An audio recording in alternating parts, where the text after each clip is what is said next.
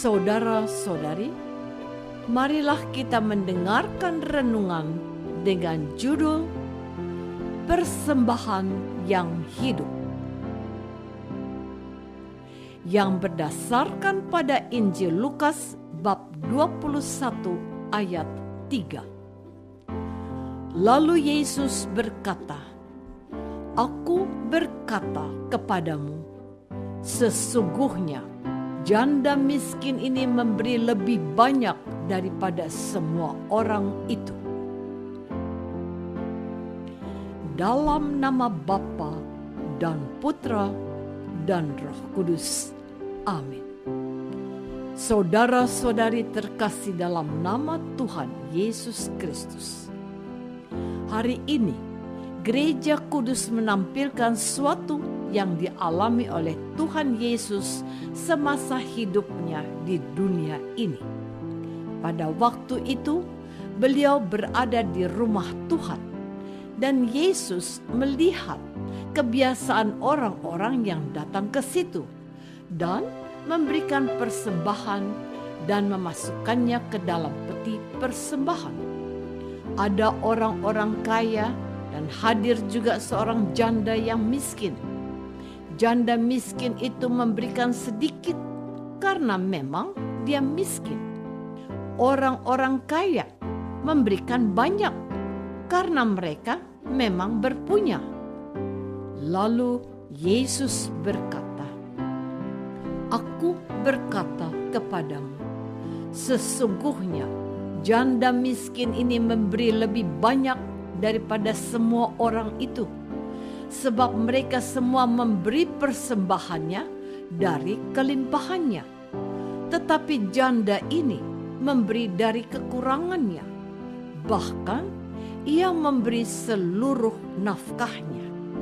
Pemandangan seperti ini sampai hari ini masih sering kita temukan di lingkungan gereja kita.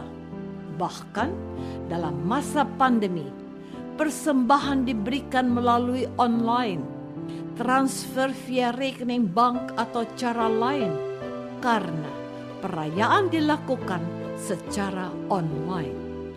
Kalau Tuhan Yesus hidup di zaman kita, bagaimana ya komentar beliau? Saudara-saudari terkasih, yang menarik untuk disimak dari perkataan Tuhan Yesus hari ini adalah bahwa baik orang kaya maupun si janda miskin itu telah melakukan kewajiban masing-masing, yaitu memberikan persembahan dengan cara mereka masing-masing. Menarik bahwa Tuhan Yesus membandingkan jumlah persembahan di antara mereka. Yang kaya memberi dari kelimpahannya, sedangkan si miskin memberi dari kekurangannya. Apa yang salah dengan persembahan mereka? Tentu saja tidak ada yang salah.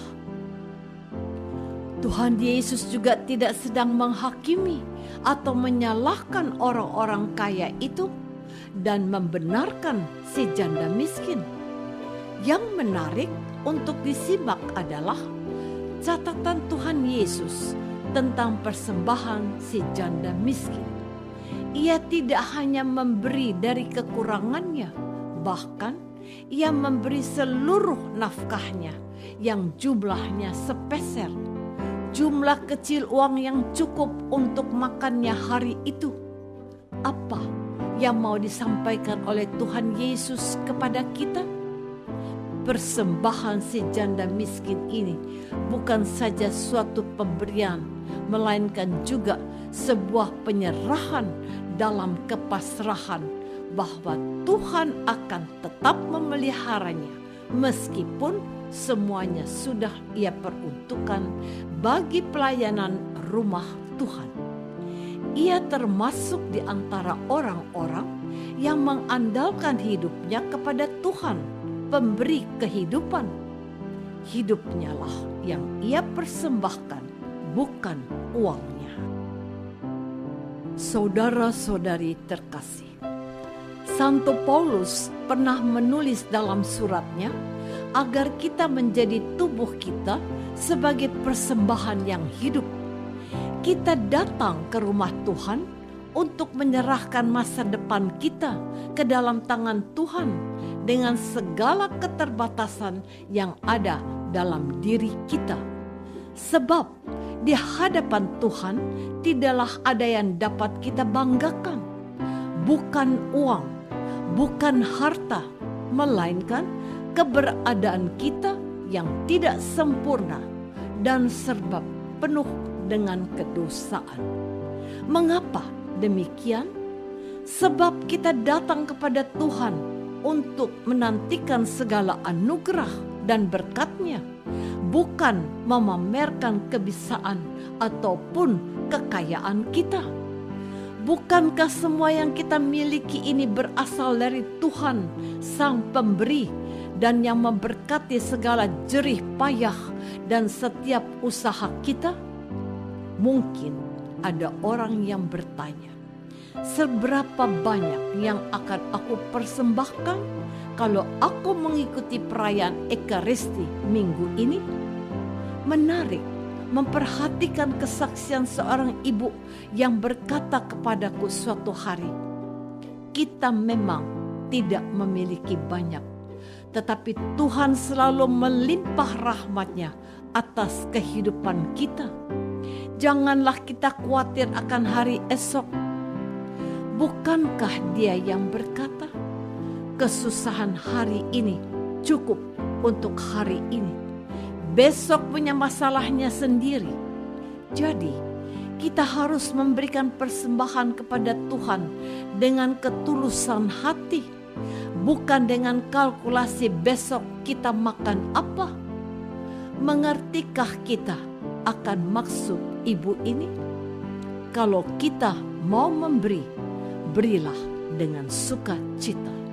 Memberi dengan sukacita tidak membuat kita memiliki kecemasan akan pemeliharaan Tuhan selanjutnya, sebagaimana yang dilakukan si janda miskin yang memberi dari kekurangannya, bahkan seluruh nafkahnya.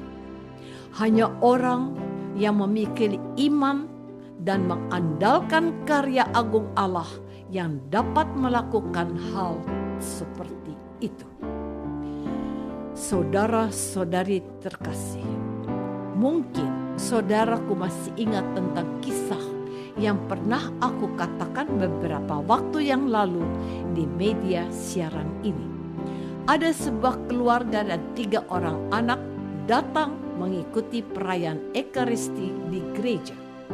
Pada saat persembahan, ibu muda memberikan selembar uang puluhan ribu kepada ketiga anak mereka untuk dimasukkan ke kantong persembahan yang diedarkan. Dia dan suaminya juga memasukkan jumlah tertentu ke kantong persembahan yang sama. Suatu tradisi yang diwariskan untuk generasi gereja masa depan sudah coba ditanamkan kepada anak-anak mereka. Mereka dididik untuk memiliki kepedulian pada gereja dan kebutuhannya untuk karya pelayanannya.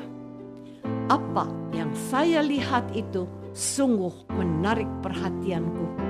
Tapi sayang, aku tidak diberi Tuhan keturunan sehingga tidak bisa menerapkan untuk keluargaku.